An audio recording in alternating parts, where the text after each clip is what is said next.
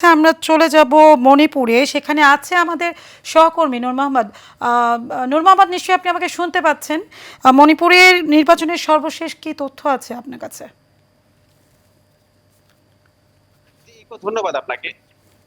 আমি এখন আছি রাজধানী মণিপুর, যে মিরপুর 15 ঢাকা বোর্ডের আসনে মণিপুর স্কুলে আছি, এবং আমি সকাল থেকেই রাজধানীতে বেশ কয়েকটি আসন পরিদর্শন করেছি, যেখানে আমরা দেখতে পেয়েছি যে ভোটারদের স্বতঃস্ফূর্ত যে উপস্থিতি আমরা সেখানে লক্ষ্য করেছি, এবং পাশাপাশি আমরা দেখতে পেয়েছি যে নারী ভোটারদের এবার যে বিগত সময় আমরা দেখতে পারিনি যে এত নারী ভোটারের উপস্থিতি, যেখানে এই বছর আমরা দেখতে পেয়েছি যে নারী ভোটারদের একটা বড় একটি অংশ এবার কিন্তু উপস্থিতি আমরা দেখতে পেয়েছি। পাশাপাশি বিগত যে সময়ে যে তরুণ প্রজন্মের যে ভোটাররা রয়েছে, যে তারা ভোট দিতে পারেনি, তারা কিন্তু এইবার তারা ভোটে অংশগ্রহণ করেছেন, এবং তারা এই ভোটে অংশগ্রহণ করে অনেকে কিন্তু বলছে যে ঈদের মতো তারা আমেজ পাচ্ছে, এবং তাদের যে এই যে আনন্দ উল্লাস, এবং তারা ভোট দিতে পেরে অনেকটা নিজেকে গর্বিত মনে করছে। পাশাপাশি আমরা এখানে দেখতে পেয়েছি যে আইন শৃঙ্খলা বাহিনীর যে এবারের যে তৎপরতা, আইন শৃঙ্খলা বাহিনী আমরা ভাসান থেকে গিয়েছি, পাশাপাশি ঢাকা 14, ঢাকা 13 আসন গিয়েছি, সবখানে আমরা দেখতে পাইছি যে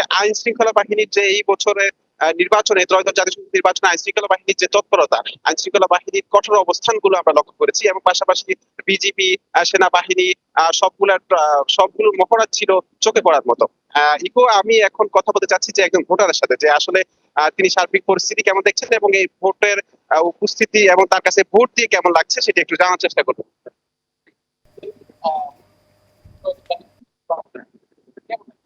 অবশ্যই আমাদের একটা আনন্দের ব্যাপার। সারা বাংলাদেশে একটি, আপনি যে কথাটা বলছিলেন যে ঈদের আমেজের মতোই আসলে এই আজকের যে সারাদিনে সারা বাংলাদেশের যে পরিস্থিতিটা। আর আরেকটা জিনিস আমি বলি, যেহেতু আমরা আমরা এখানে এই কেন্দ্রেরই ভোটার, আমি ভোট দিয়ে আসছি। রোম সম্রাট জুলিয়াস সিজারের একটা উক্তি, আসলেন, দেখলেন এবং জয় করলেন। ঠিক সেই রকমই একটি এনভায়রনমেন্ট, পরিবেশ দেখলাম আমরা, যে ধানের শীষের যে ইটা। আমি ব্যক্তিগতভাবেও বিভিন্ন সেন্টারে ভোট দেওয়ার আগে আমি পর্যবেক্ষণ করার জন্য সেখানে গিয়েছিলাম। অনেক বৃদ্ধ মহিলা, যারা প্রায় 80-র ঊর্ধ্বে বয়স যাদের, তারাও কিন্তু ভোট দিতে আসছে, এবং তাকে আমি জিজ্ঞেস করলাম কেমন পরিবেশ, কেমন লাগতেছে আপনার। খুব আনন্দ। এই যে দীর্ঘদিন ভোট না দেওয়ার যে সংস্কৃতিটা তৈরি ছিল বাংলাদেশে, আজকে বাংলাদেশ সেই পরিবেশ থেকে, সেই অবস্থা থেকে মুক্তি পেয়ে একটি নতুন পরিবেশের মধ্যে আজকে স্বতঃস্ফূর্ত ভাবে করতে পেরেছি। আগামীর বাংলাদেশ কেমন? আমরা একটি সমৃদ্ধ সম্প্রীতির বাংলাদেশ চাচ্ছি, যেখানে কোনো ভেদাভেদ থাকবে না, এবং দেশকে সবাই আমরা ভালোবেসে এটাকে গড়ার যে পরিকল্পনা, আপনারা দেখছেন তারেক রহমান ইতিমধ্যেই তার মিশন গুলো আপনার জাতির সামনে তুলে ধরেছে, এবং আমরা মনে করি দেশ আগামীতে ভালো চলবে। জি, ইকো, উনি যেমনটি বলেছেন যে সাধারণ ভোটার, উনি বলতেছেন যে এই বছর যে সুন্দর পরিবেশে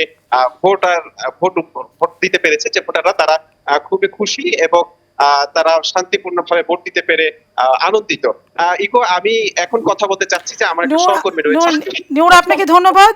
আপনি থাকুন সেখানে, আবারও ফিরবো আপনার কাছে।